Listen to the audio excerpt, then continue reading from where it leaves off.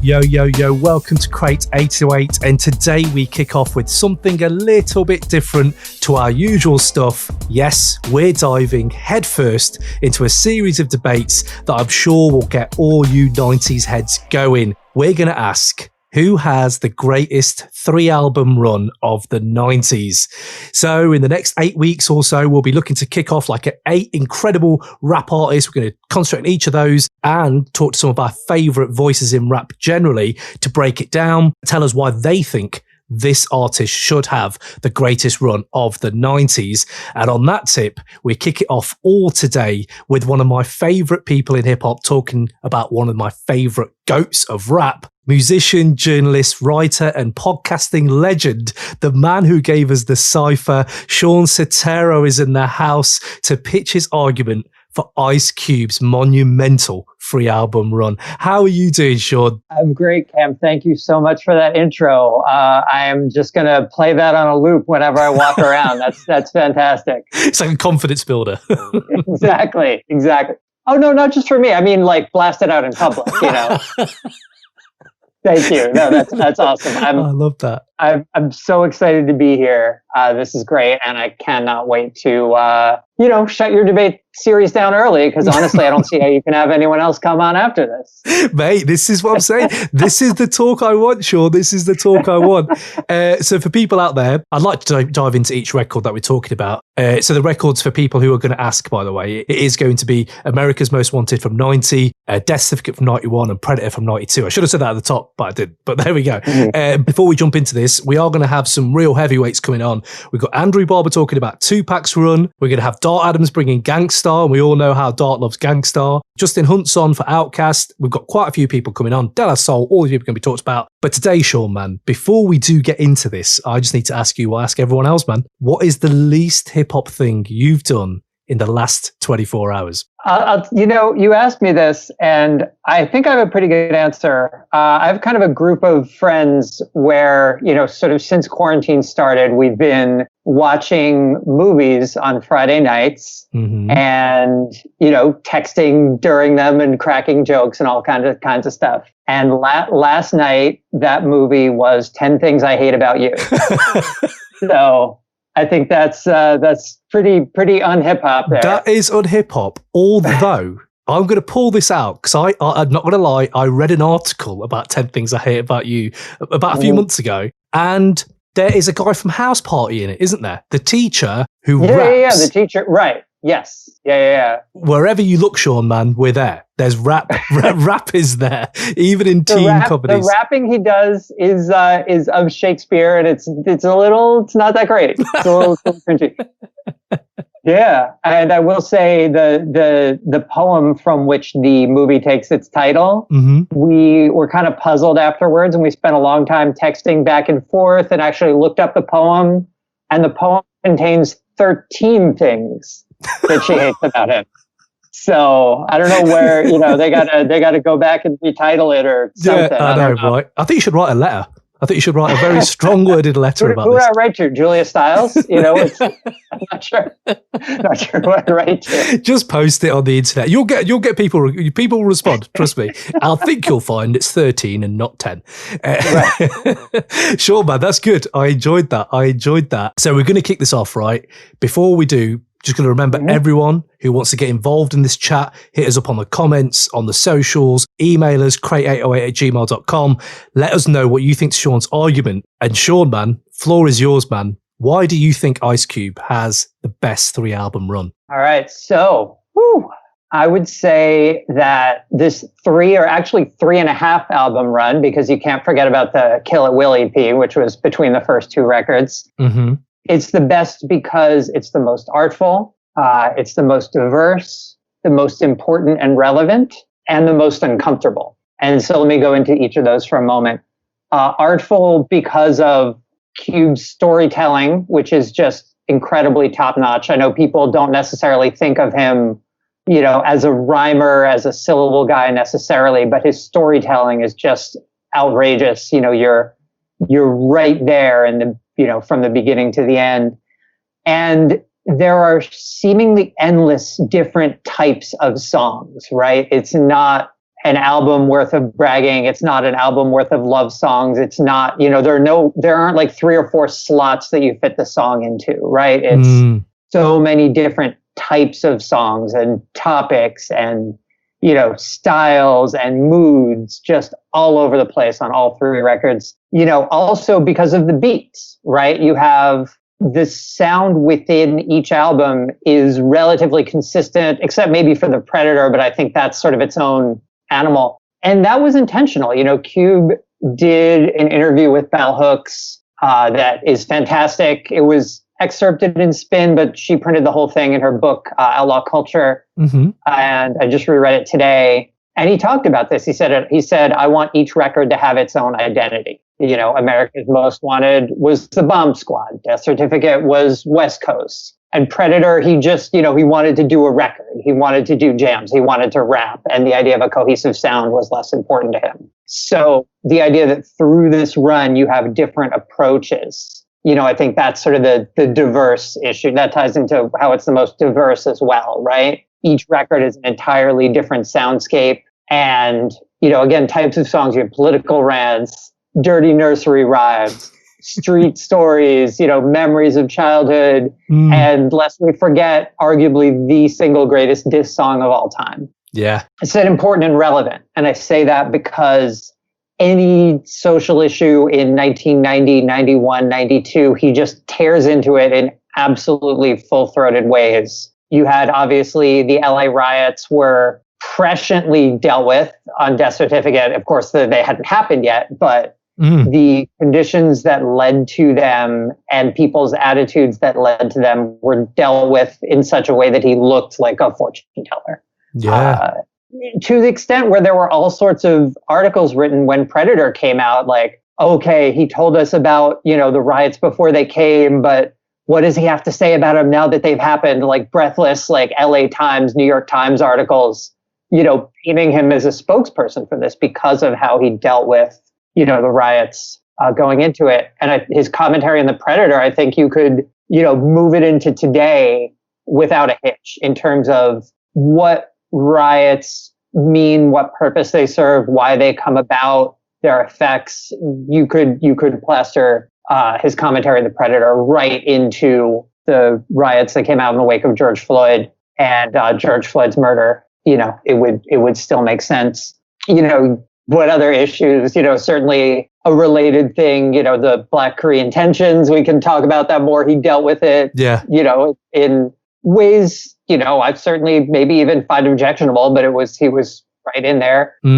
Sexism, gang violence, if you look at Bird in the Hand, the connection of, geopolitics, international politics to everyday life. That's mad.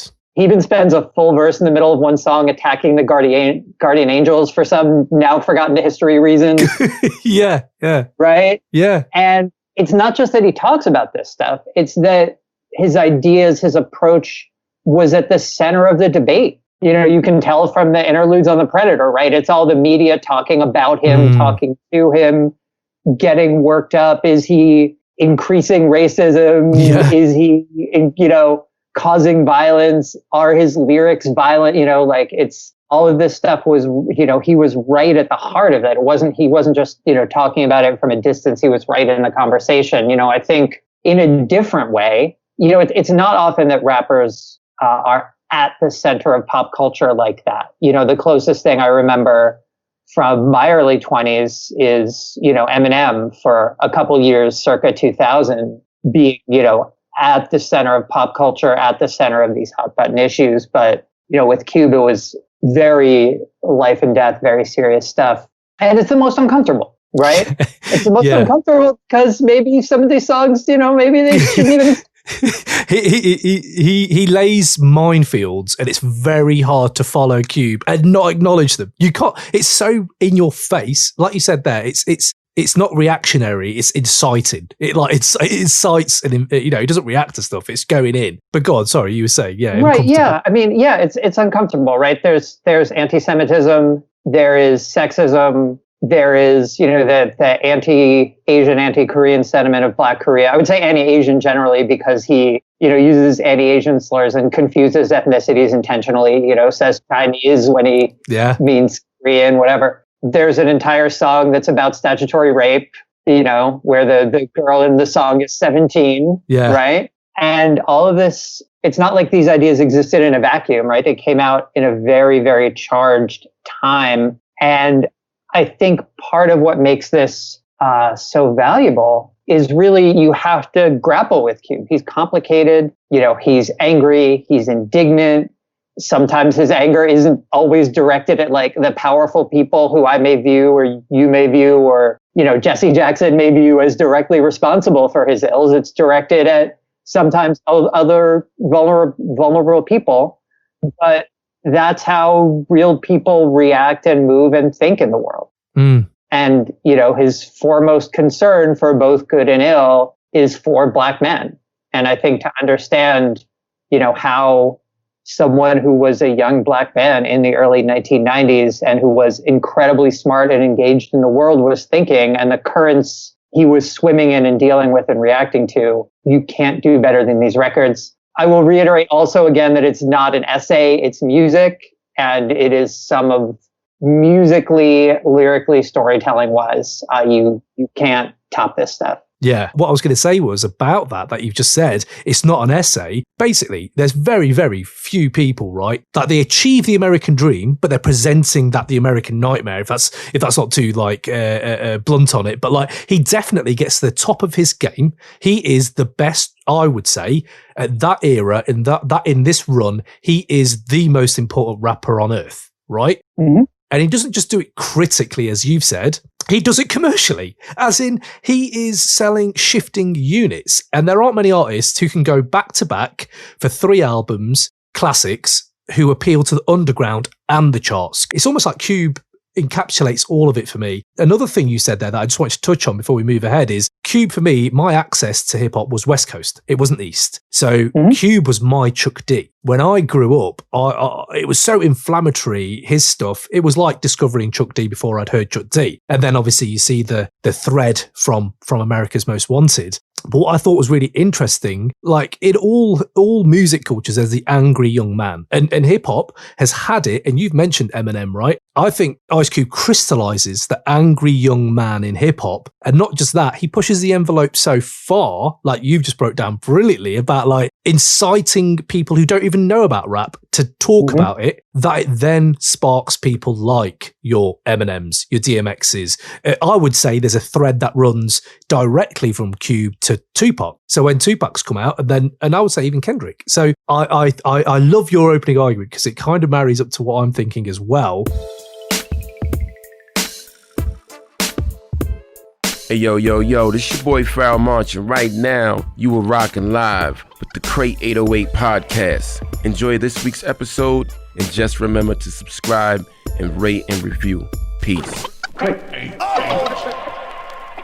What do you think about where he started from leaving NWA to going to America's Most Wanted, just on a personal level? I'd love to know where you were at that time, what you thought of that album when it came out, like what was happening in your life when America's Most Wanted landed? Sure. I was pretty young when it came out. I discovered NWA, I don't know, maybe 89, like a little bit after Straight Outta Compton came out, but around the time they started getting in Spin magazine and started, crossing over, as it were, like, for sure. And they absolutely blew my skull open.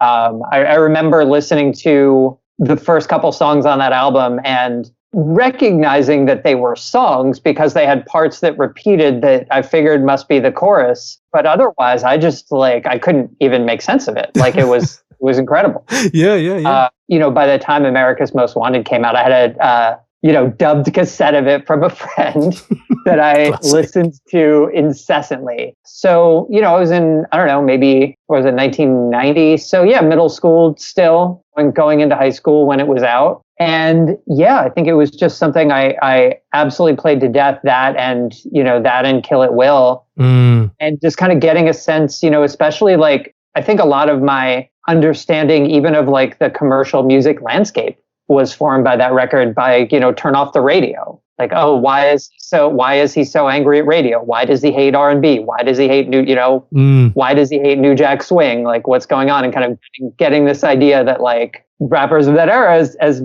sort of crazy as to think in 2020, like didn't get radio play. There was this divide in Black radio and Black music that was dramatized. You could see dramatized in a number of places, like The Breaks. Yes, on The Breaks by Dan Charnas, brilliant author, good friend.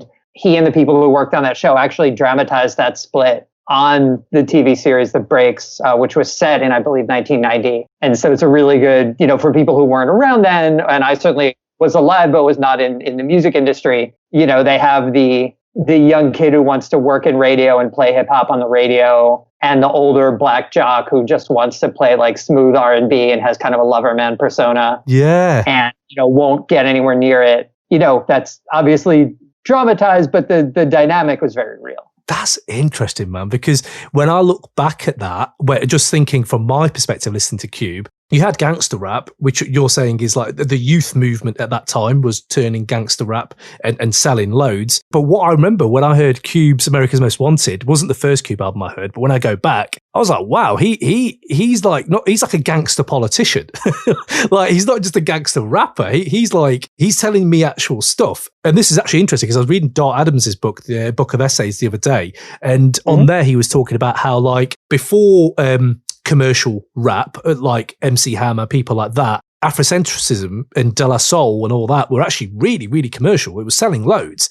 And what I love about America's Most Wanted is he takes elements of that, takes elements of gangster rap, and then just kind of just makes this new thing. Just this new thing that comes out of it, with the Bomb Squad obviously producing it, and it's like this big wall of sound behemoth where it just like hits you up top of the head. It's just relentless. That whole album is just very, very relentless. Yeah, I mean, he on one of the records in this run, he samples X-Clan, and it's not just because it's a cool beat, right? Like, I don't know if you remember the Snoop DMX verses that just happened, but at the end of it, they were playing some songs and they played some X-Clan, and Snoop was rapping along. Like, this amazing. Certainly, they used a lot of P-Funk and stuff that would later be considered West Coast sounding. So, so there's a musical overlap, but certainly a kind of conceptual and, overlap as well. Yeah. No, that's another thing I love about this album. But before we move on to Death Certificate, just on your tip of Ice Cube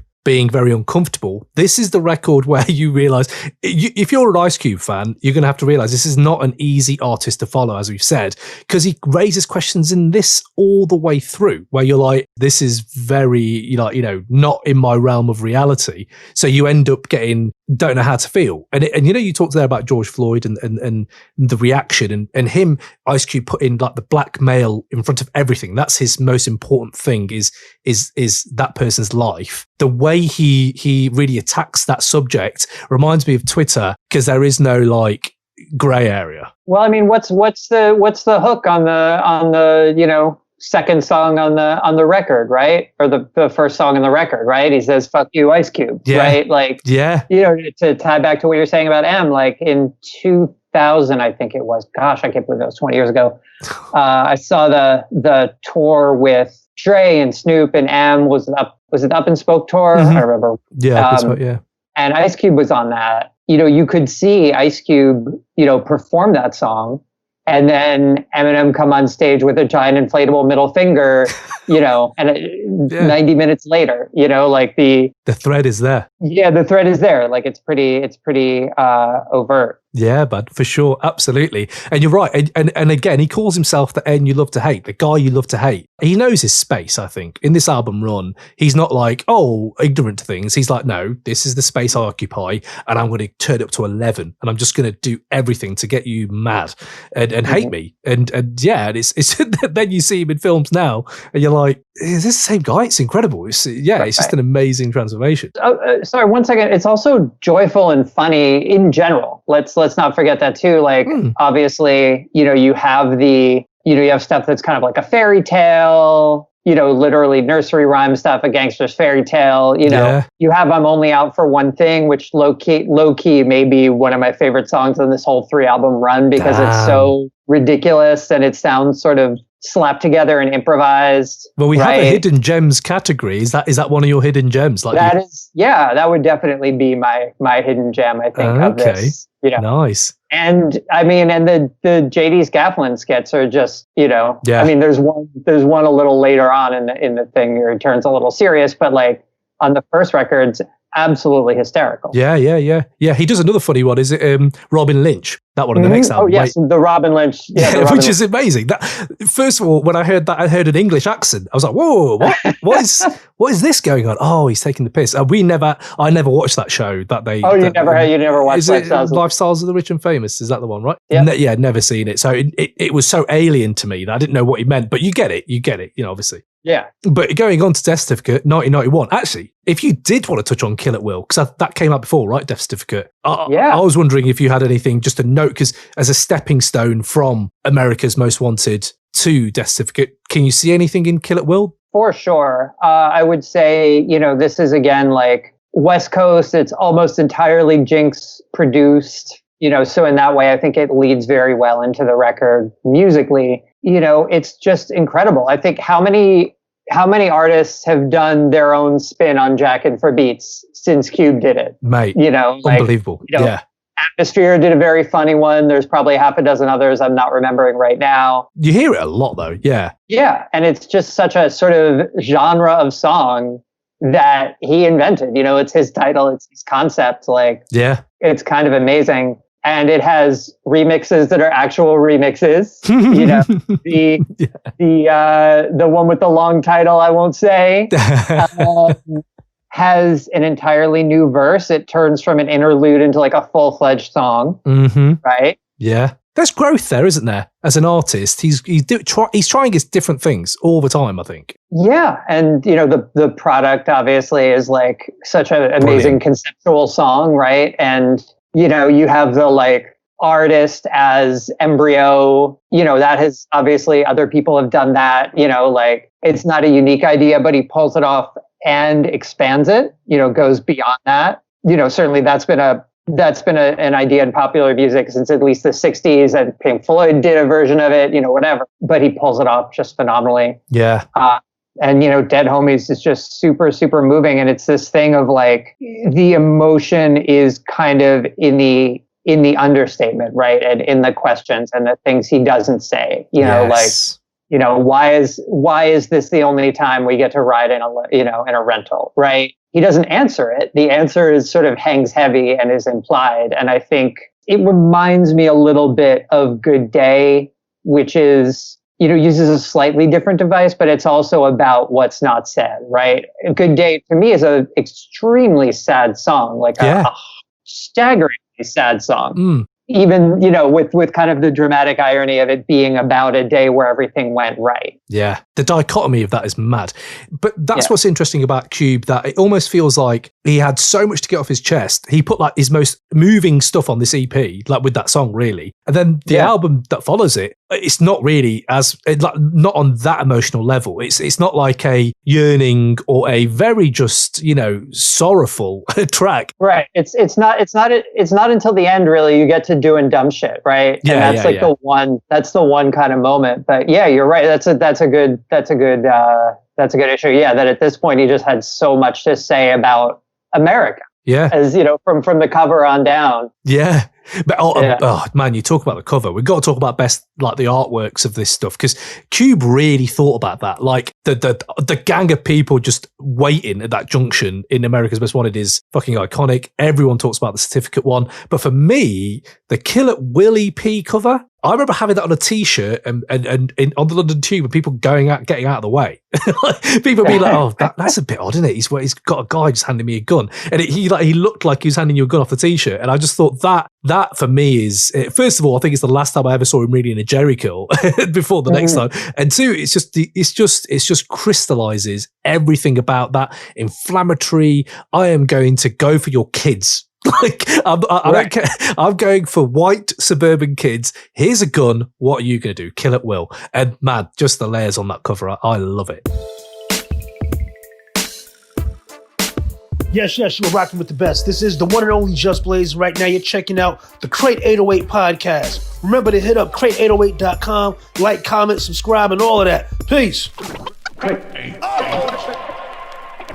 But yeah, man, if we're going then into Death Certificate, just my note before we even hear what you got to say, man, is wow, like just the shift of sound from Sir Jinx, Sir Jinx and Pooh and Cuba on this, right? So just to go and leave the Bomb Squad and not even go back to Dre or do something that he's done before, he just goes with his CIA partnership and fucking kills it. But right. but man, like what do you think with Death Certificate? Where are you at with that then, and where are you at with that now? Wow. I mean, I don't even know. This is the linchpin, no pun intended, of everything, right?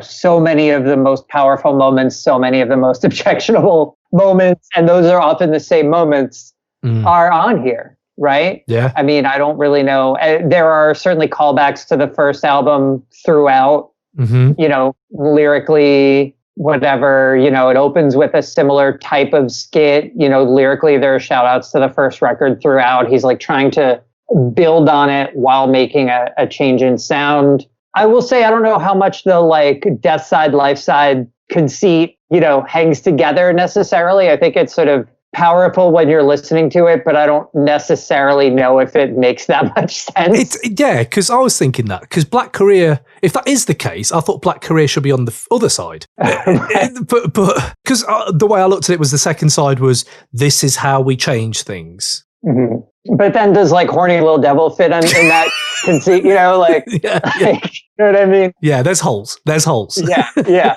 So you buy it in the moment, I think, or at least I did, but I don't think that it's necessarily like 100% whatever. Absolutely, yeah. It bums me out that I do not love the new songs he added to the 25th anniversary edition. It bums me out kind of that those are, you can't find a version without that on Spotify, but what can you do? I end up playlisting it and just taking the first three off or so and just listen to that little Death Certificate playlist now. Because, Oh, that's a great idea. Yeah, it was just like, it's annoying because you can tell the difference. And I think Death Certificate is for everything you can say and all the risks it takes, it is still very cohesive. So to crowbar new stuff in is really hard. You ain't going to do it. Do you know what I mean? Yeah.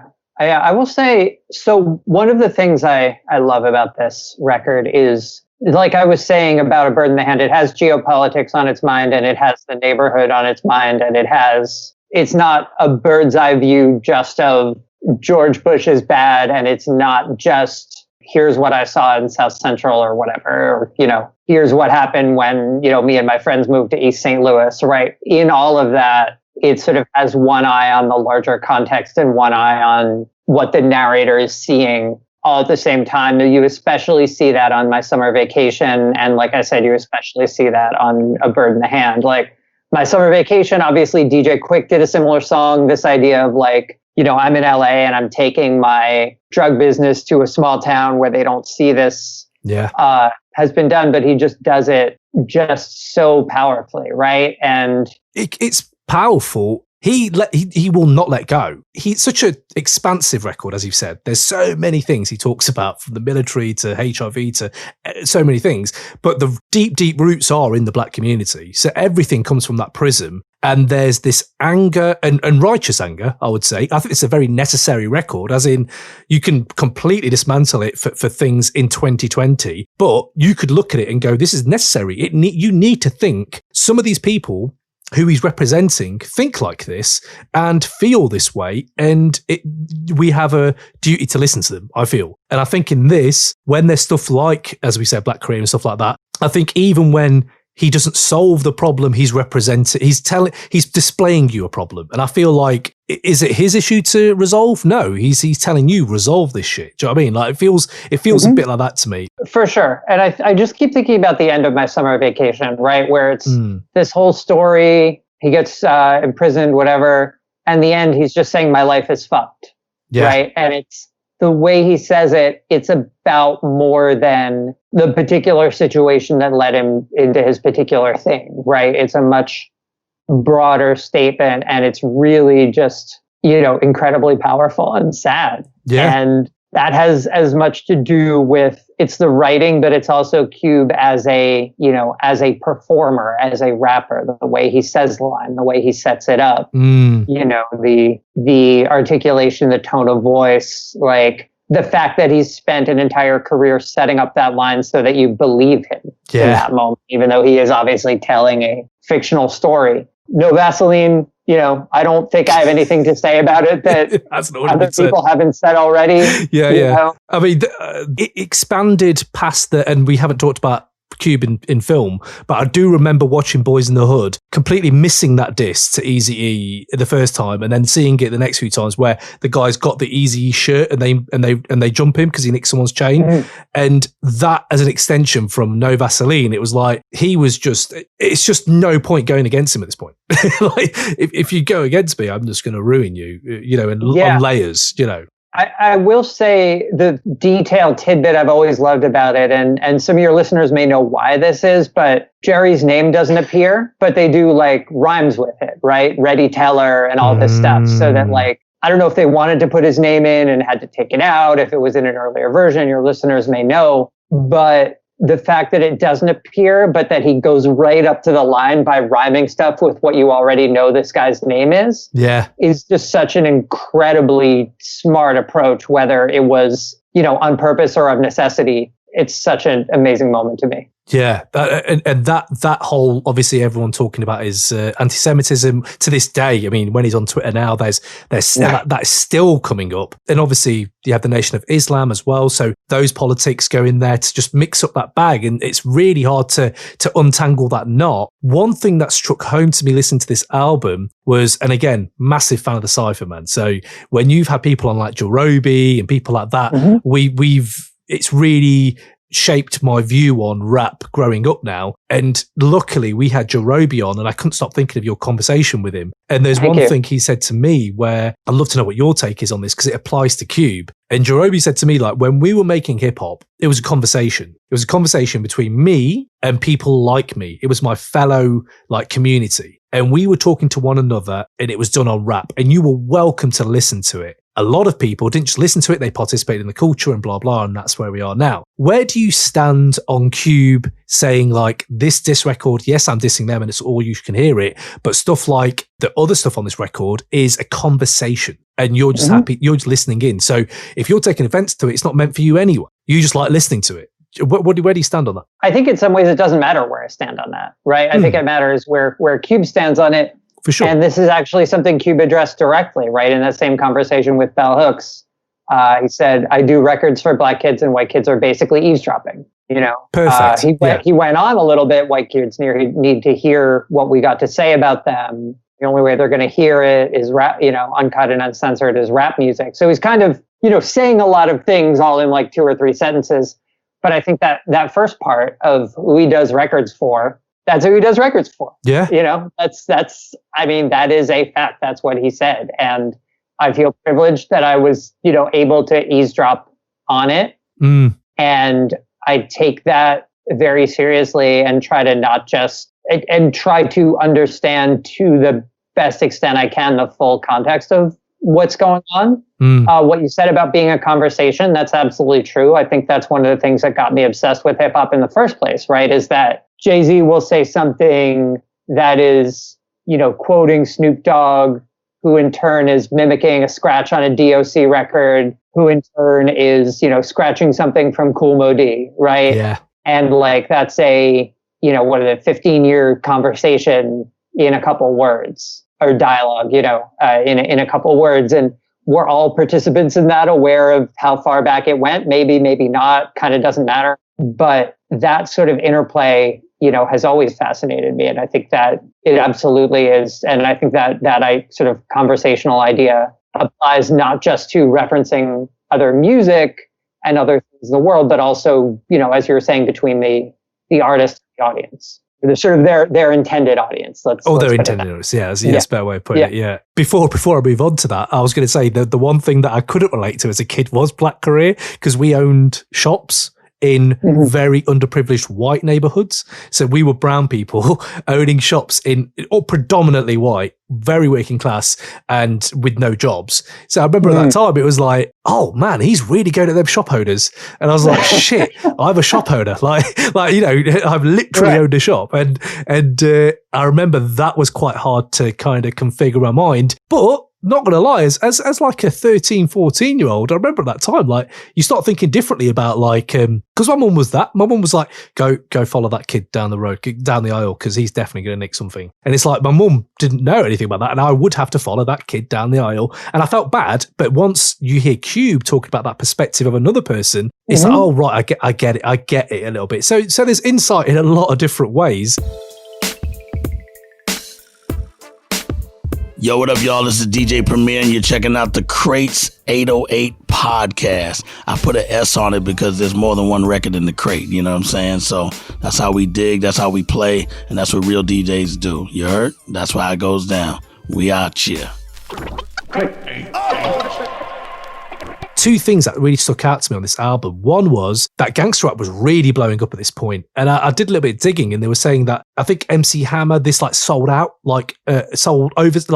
MC Hammer in the first week. And you're like, shit, it's fucking huge, because MC Hammer is stardom, like top level. And you think, wow, stuff like this is, and I know there was some stuff about like how the charts were charted and stuff at that time. I can't get into it, but like that obviously played a part. But it does make you think that a second wave of hip hop heads were getting their politics from gangster rap rather than genuine political rap, or De La Soul, or people like that, or Tribe even.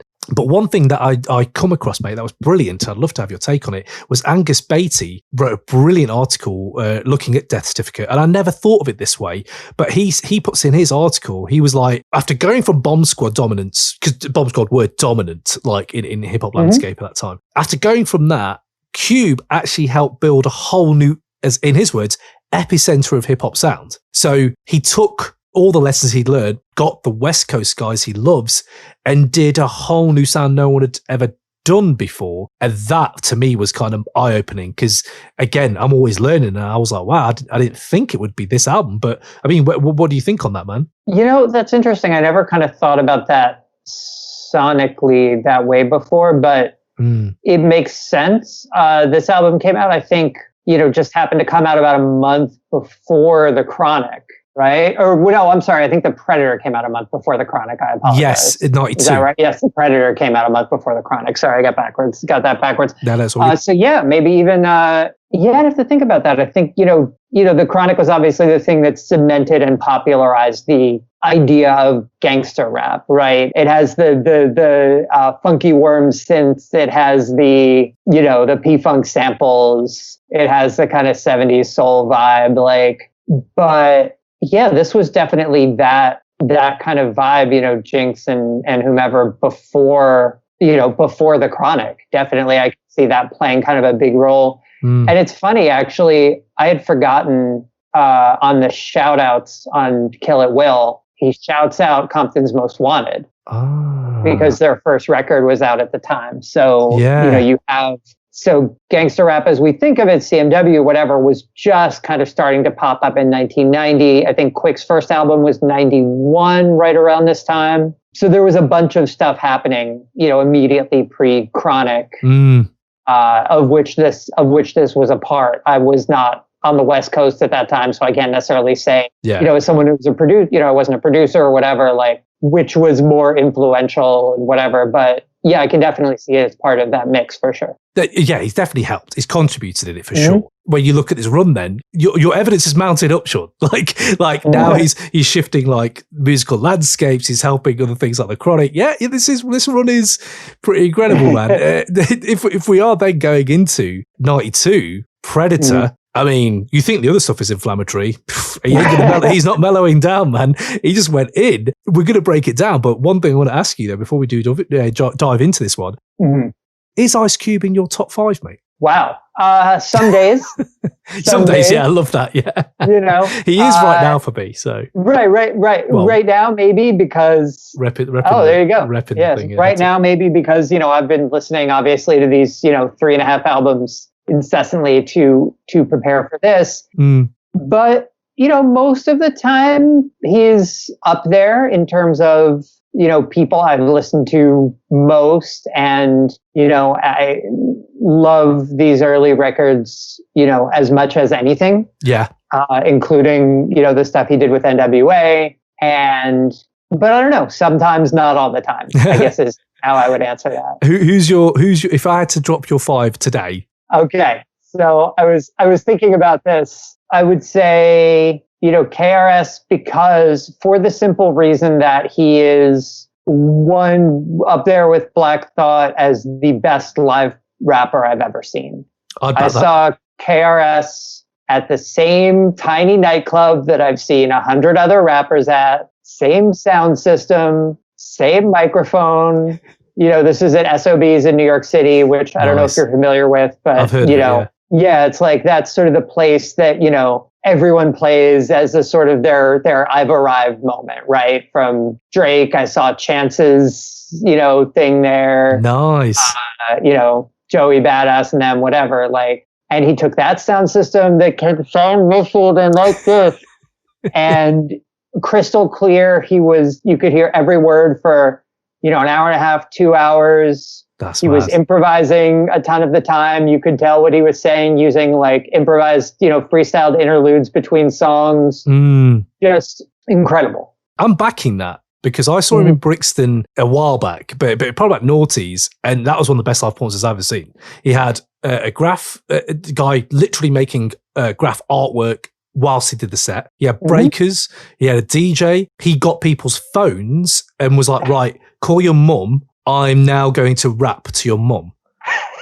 I'm like, this is amazing. And I was right at the front trying to get my mum on the phone. And she's like, she's never going to care. But at that time, I don't even think there was video on the phones. I don't know if there was or not. But I remember him just doing stuff like that. Yeah, I definitely support that claim for sure. For sure, yeah. So, and I mean, look, his recorded output, obviously, I got, years and years and years of incredible stuff from the beginning through, whatever you want your cutoff to be of sort of when you think his initial era ended. But, it's not a coincidence also that he's one of the rappers to have a classic live album, right? Yeah. Hardcore worldwide, right? For sure. So yeah, he's definitely up there. Ice Cube and Chuck both, will sort of make them, for the purposes of today, one slot. In terms of people of that era who were so influential to me, in terms of who I learned a lot from, and both lyrically and musically, the stuff they rapped over, spent years having, musical obsessions based over something I heard in a Public Enemy record 20 years prior, Wow. Oh, that's that break, let me study how that works, whatever. That's mad. That's amazing. And, that's not rapping as such, but is part of the thing. I got to say Jay-Z, maybe just because we spell our names the same, I'm not discounting the part that plays. Yeah. Have you ever been close to getting him on an interview? Have you ever had him? No, I have never been close, unfortunately. Man. I'd love to have heard that. He does almost none. That would, certainly up there on the list. Just, I've always loved him. And one of the things that I've loved is this sort of interrelation I was talking about, that he'll reference his own songs, other stuff. He'll sort of leave clues, and his wordplay and puns are so sophisticated, or maybe I'm just so dumb that sometimes it'll take me years and years and years to catch up to some subtle bit of wordplay that just sounded like a normal sentence when he said it, but something about his understatement, it pops up later. Jean Grey, she's not rapping so much anymore. She is doing a million other things, all brilliantly. One of the funniest people I know, phenomenal writer, doing big things in all sorts of media. But just as a rapper, just absolutely one of my favorites. I don't think I need to go into detail as to why. You had her on the Cipher as well. I remember that episode. Yeah. I love that episode. She's been on a couple times, and she was the very first episode, and actually the inspiration for the whole show. That's amazing. That initial interview with her was just supposed to be for, the site that was then called Rap Genius. The whole idea was to cut it up into little pieces and put it on the site. But the entire 45-minute conversation was just something that needed to live on its own. Yeah. So that inspired me starting it was my wife at the time, or my wife now, my partner, girlfriend at the time, was like, had the idea of putting it out as a podcast. I, of course, said, what's a podcast? This was 2012, to be fair, and then that sort of started the whole ride. Damn, 2012. Yeah, I can't believe it was so long ago. My goodness. And then, to round out the list, I would say Boots Riley. I think Boots, from the Bay doesn't kind of get that love as a rhymer, but he's more than just politics, right? The politics are fantastic, but it's also like you have such amazing storytelling, working complicated ideas into sort of songs. The same thing we were talking about Cube, where it's like your one eye is on the geopolitics and one eye is on what you're experiencing. He's funny, which is extremely underrated. Yeah, definitely. He's got the humor. The Coop, I thought they were just a humorous band when I first heard them, the Coop. Sure. And there is plenty of that, obviously. Did you check out his film? I did. I saw the film, 3 times, 4 times. I thought it was great. It's brilliant. Sorry to bother you. I had the screenplay in the other room, I love it. Wow. Okay. Yeah. So I don't know. I guess that's the list. I love that. Might and probably will change tomorrow. Sure. No, that's really good. It gives me a real insight. Boots Riley is a great shout, man. Hey, yo, this is the one and only R.A., the Rugged Man, and I'm rocking with the Crate 808 podcast with my man Cam. Yeah! So, right, man, Predator, let's go in. As we said. Yes, please. Cube's not mellowed down at all. So we kick off. Even the verse that kicks off that whole album for me on When Will They Shoot addresses everything. Like he just goes in. And full disclosure, this is my favorite Ice Cube album. I love the others, but this was the one. I think the highs on this album hit higher highs than the others. And people will have a go and whatever, but it's got probably his most popular song of all time anyway on it. But also, it also has DJ Muggs, like just peak Muggs. At his, absolute peak. Completely. Yeah, so, which makes it even more weird when he had that beef with Cypress Hill, because I was like, oh yeah, like why? But they work so well together, and obviously it's nonsense or whatever. I'm sure the beef DVDs I've got that in there somewhere. But man. So on this run, what's the common threads or growth you see from Cube going into this last album, that run that we're talking about? So, you have obviously police misconduct and police racism. And you have kind of, like I said, the LA riots are sort of foreshadowed on the previous record. And here is kind of the response to them, kind of the main subject of this record. Childhood comes up again and again on these records. Again, whether it's, gangster's fairy tale, doing dumb shit, like comes up again and again. On a less stellar side, certainly sexism comes up again and again. Women are in 2 categories, right? You have women who won't sleep with him, who are stuck up and deserve to be punished, and women who do sleep with him are sluts and deserve to be punished. So those are kind of the 2 categories. Although he does, or his manager and wife, those are somehow in that's it. His manager, his manager is in some different 3rd category. There's this little one line. You get one line which is like, "Look, guys," and Yo-Yo maybe. Yeah. Oh, sorry. Of course. Yeah. Of course.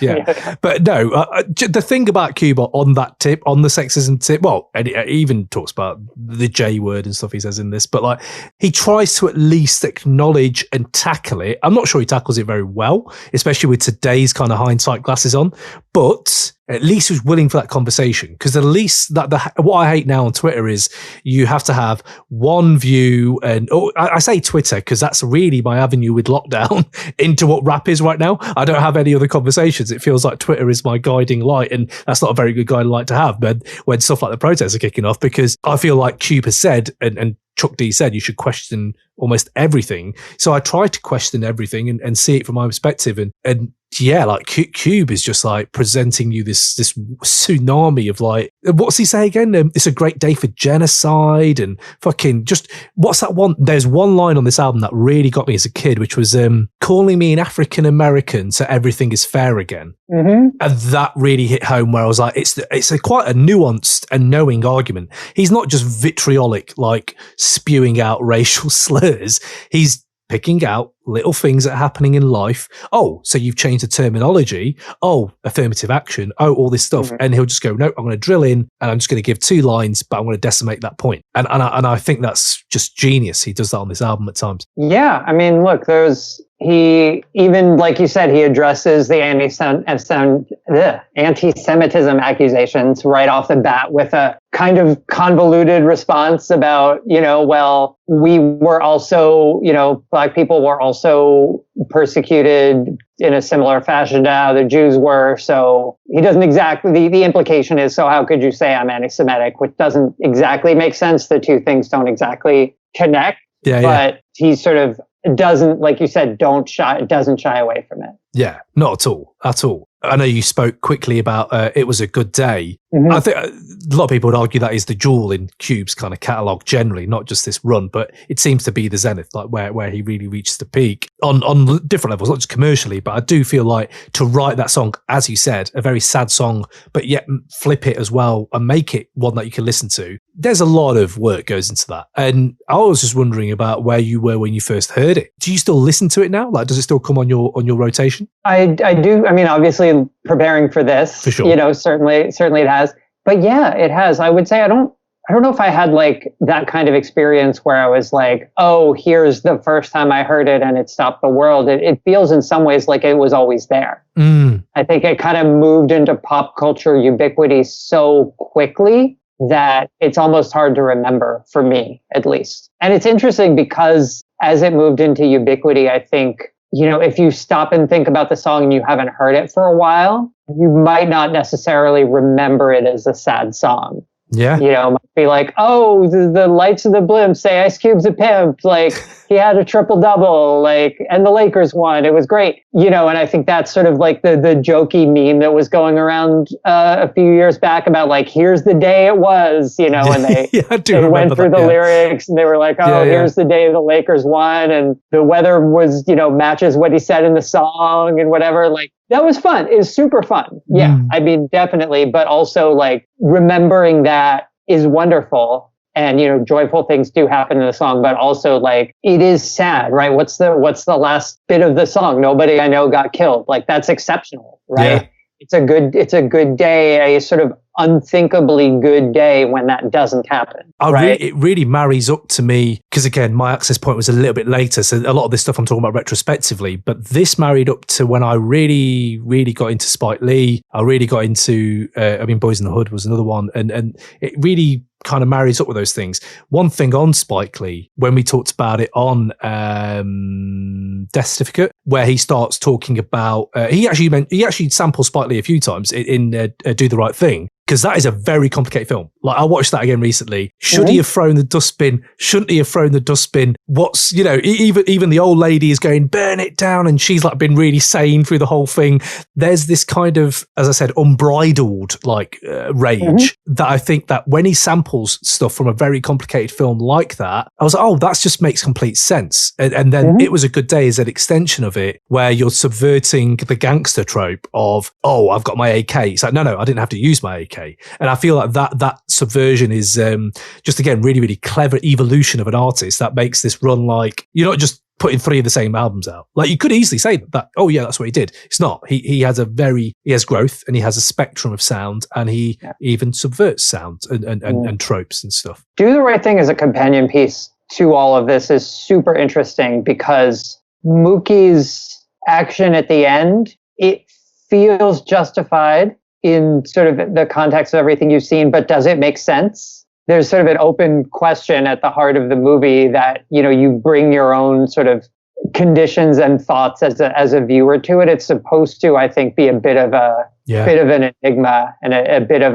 a Rorschach test. You can see that in Cube, right? Like, there's stuff he says, like, it's understandable, but is it right? We don't, I don't know. Maybe today I feel it's completely justified. Maybe tomorrow I feel like, it's terrific and, counterproductive or whatever. I think that, Cube's records and Do the Right Thing share that same kind of openness to them and this refusal to be penned in with a simple moral or even one simple point of view. Yeah. Absolutely, man. And that is a brilliant segue, Shawn. You've obviously done this before to what I was going to say, which is the inserts and the skits on this. You talked about the skits and the other stuff, which bring levity, which bring seriousness. They do all that. I think in Predator, it's more serious. I know there's a wet t-shirt contest thing, which is just, which still makes me laugh. It still makes me laugh. Funny, yeah. It still does. And I still go around the house going, make it rough. Like I love when he goes in like, make it rough. I love that. But one thing I did think about his inserts, which you've said is nothing simple, man. Nothing is simple. Play the I'm scared insert and the fuck 'em insert in 2020, right? These sound bites that they're saying is Twitter. That's Twitter brought to life. That's 24-hour news brought to life, talking heads. And the fear in America and the freedom of speech in America and just the swamp of racial politics when it comes to stuff like voicing an opinion. When he says stuff like that, and like you said, he foreshadows and bookends, he calls these riots. He even says it, doesn't he? I think there's a conversation where in the skit where he says, listen to any of my records. If you're asking why are people rioting? Go to the Ice Cube library, he says, which I always thought was such a great way of describing it. It's perfect though, because that's, all the reasoning is there. And those skits really, for me, made this project an elevation, because I don't remember seeing many skits. I mean, I was brought up on Doggy Style and Chronic and stuff like that. Those skits aren't doing that. Those skits, there's some subtext to them, but this one is like, wow, man, like I never thought about like being afraid could mean all these different things. And there's white people saying, oh no, there's incites violence. And he's like, yeah, what are you talking about? We live with violence every day. And yeah, it's makes it just even better, makes it pop even more. Yeah. I mean, what's super interesting about that to me, sorry to interrupt, is like, no, go for it. With the exception of, the one bit that he says that you referenced earlier, he kind of just like, obviously the sound bites are chosen. It's not like he, put an entire 20 minutes of a TV section, TV segment on there, but he doesn't answer people's criticisms or people's defenses with his own words. People's criticisms just kind of sit there. He'll say something mocking in the background, deep in the mix, but he just kind of lets them sit there. He doesn't try to come up with a foolproof, gotta get him, 7-paragraph answer to like someone's criticism. It's just like, hey, here's someone who's scared and they got me fucked up. Yeah. But, he doesn't kind of bother to explain exactly why. And I think that's again, that openness, that leaving it there, which I really appreciate it, because honestly, like, it's better to kind of have it out there and have the mood out there and have like this is how people were reacting than hear endless defenses of it. Yeah, it's true, man. It's true. It's just a really interesting way to just generate debate as well. Like you said, there's no simple answers. There just isn't one. Like you just take it and make your own decision as you go along. Hey, yo, what up, y'all? This is Prince Paul, and you're rocking with Crate 808 Podcast. Now, I want you to enjoy this week's episode, and just remember to subscribe and rate and review. All right? Peace. Just flipping it a bit on this, we talked about hidden gems and you had yours. I would love to hear more hidden gems in these albums. I just want to put mine out there for you. Tear this motherfucker up. Wetcher, Wicked, all those things that are on this, those for me are cube crystallized. Like Wicked alone, I was like, when that came in, it just slapped me around the head. I remember just thinking, just the energy, I think, and mesh with Muggs, like the Muggs flavor at that time was just very much on my rotation. Was there any other hidden gems you had just generally in these that you feel like, damn, I forgot that song was just amazing? I mean, sure. If you're going through all 3.5 records or whatever, yeah, I would say I knew, certainly I remembered, Dead Homies, but I think when I re-listened to it, especially today, I was just like, wow, I had forgotten just how successful it was at what it was doing. Rolling with the Lynch Mob and the Bomb are both these kind of two energetic posse cut type. I think the Bomb is solo, but like rolling with the Lynch Mob and the Bomb is sort of two like end of album energetic, sort of frantic songs. He does know how to end an album, right? He ends the album with Vaseline as well. Like, hold up, I'm not finished yet. Like that. Yeah, you're right. He does know how to end an album. Good shout. Yeah.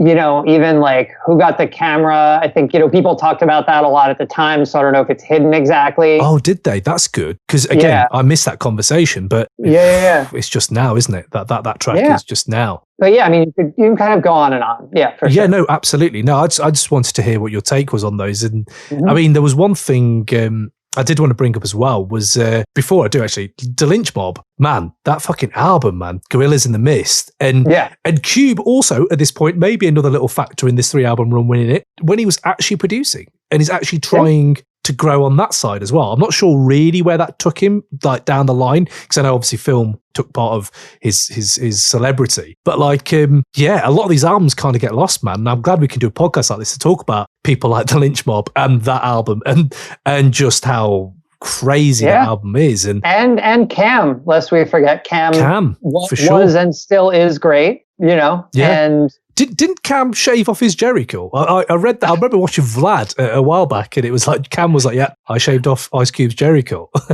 I think that sounds right. Right. It sounds about right. Yeah, sounds about right. Yeah, and obviously Yo-Yo, like the first, her first record, like there was a lot of excellent stuff in Cube's orbit in this era, not just his own albums. Yeah, for sure. He was recruiting a lot of talent as well. Like, and I suppose that's another thing with these albums. He's putting other people on. He's trying to grow more than just, he's not just an MC, and I love that about it. Yeah, not a ton of guest appearances on any of these. No, true. Obviously the PE guys, Chuck and Dave, and a few of his sort of close compatriots. Is it Endangered Species that he has the Chuck? Has Chuck on has that, right? That right, and Flavors in Only Out for One Thing. Yeah.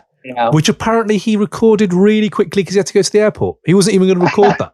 I remember listening to Cube. I think it was an IG Live, actually. Yeah, that was it. He did the America's Most Wanted album. Listen. Yeah, I watched that. That was great. Yeah, that was brilliant. And he was like, Flav needed to go to the airport. I was like, fuck that. Get in the booth and quickly do something. It was one take, done. Love that. Yeah. What is well, I don't know what your opinion is on this because I've only really discovered this in the last few years really. But like Cube does get accused of stealing shit from the Good Life Cafe and the Lynch Mob going in there with cameras and people at Volume 10, whose pistol grip pump is still amazing, by the way. Mm-hmm. People like that have said he completely took my, what's that line?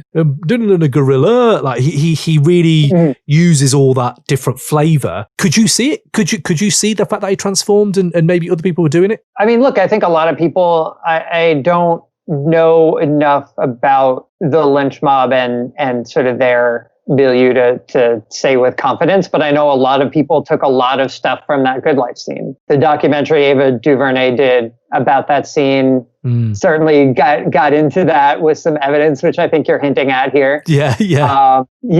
Sure. I mean, look, it was an incredibly creative scene that was unique and had its own sort of history and traditions and influences that were kind of outside of the canon of, what was starting to be gangster rap at that point. So, yeah, I mean, it makes sense that people in Los Angeles or maybe even in Ohio would, reach into that bag. Yeah. No shots to Bone Thugs. No shots to Bone Thugs.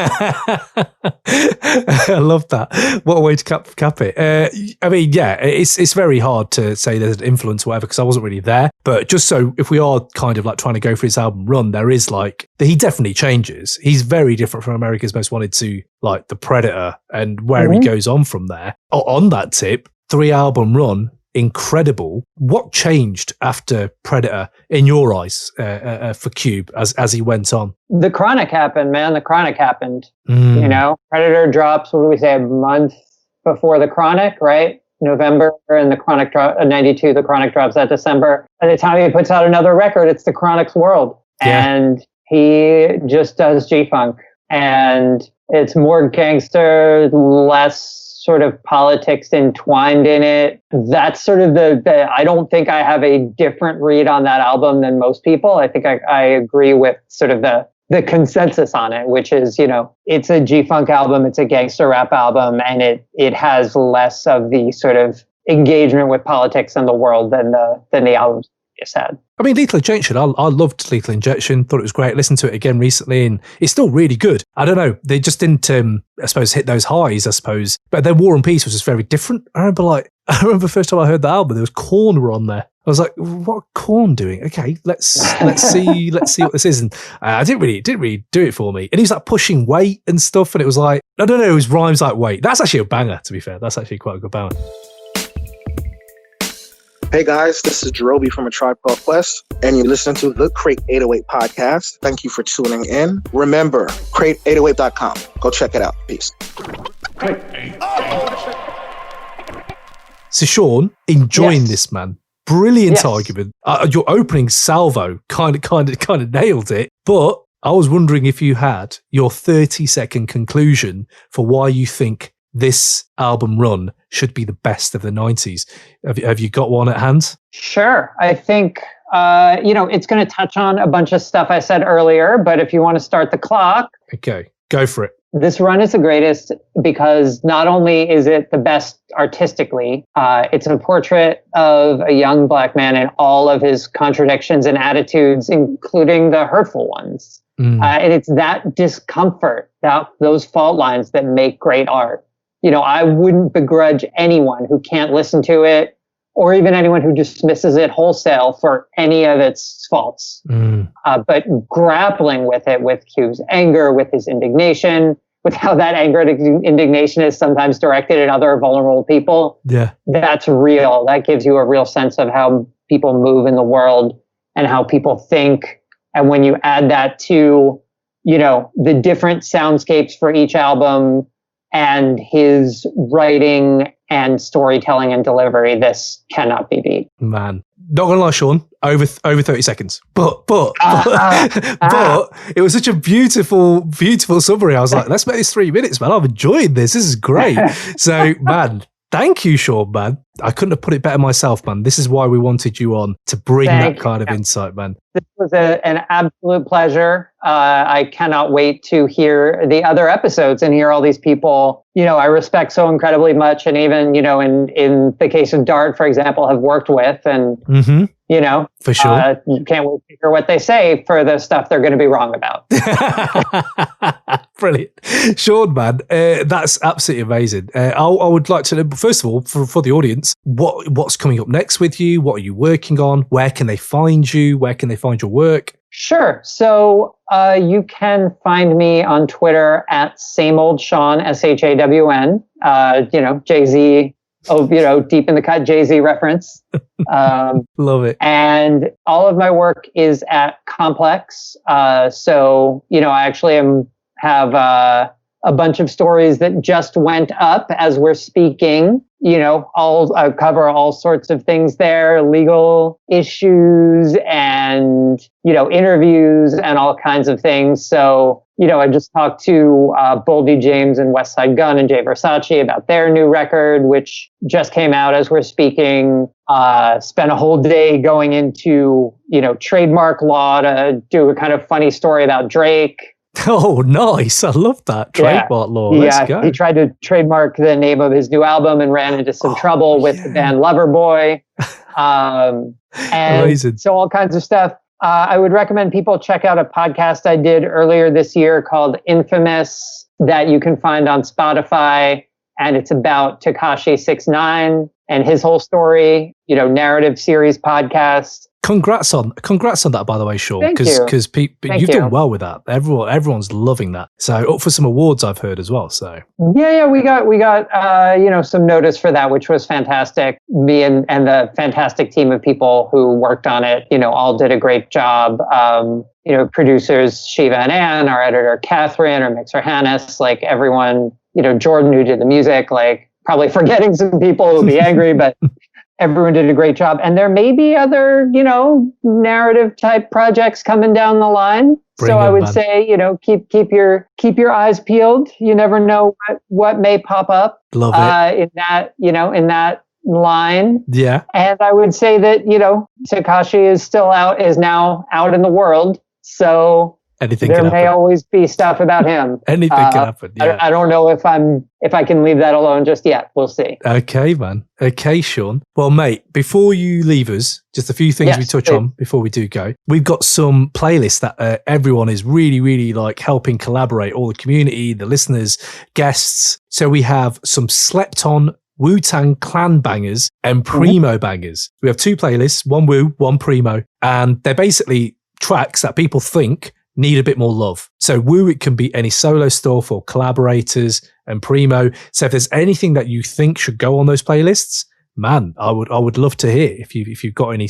cuts. Ooh, okay, so we will start with Wu, and I will say, I don't know if this is going to be, obscure enough for your incredibly smart audience, but I really love In the Park, which is a cut on Apollo Kids. Yeah. With Black Thought. And that is a shout. Yeah. And it's just, Ghostface paints a picture of park jams, that's so vivid down to like, the power turning off for a second because someone kicks a chord, and paints that whole picture with sound effects and everything. And, Black Thought on it tells kind of the story of 80s hip hop, but through a Philly specific lens, right? Where crown rulers or whoever are as important as Run DMC. Yeah, man. And so I always really appreciated that. So wicked. That is my slept on Wu. Love it. Premiere. All right. So I would say for Premiere, that is a very, very tough question. Trust me. Yeah. I mean, I also don't know what counts as underappreciated.